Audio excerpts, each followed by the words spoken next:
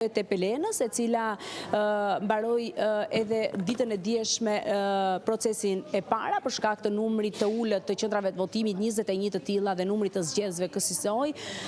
Kemi fitues Gramos Sakon, kandidat i Partisë Socialiste, i cili mori 3281 vota, ose 77,85%, dhe kandidati i mbështetur, i pavarur, por i mbështetur nga partitë opozitare, është Gabriel Guma. Ai arriti të merrte në zgjedhjet e 9 nëntorit në bashkinë e Pelenës 928 vota, ose 22,15%.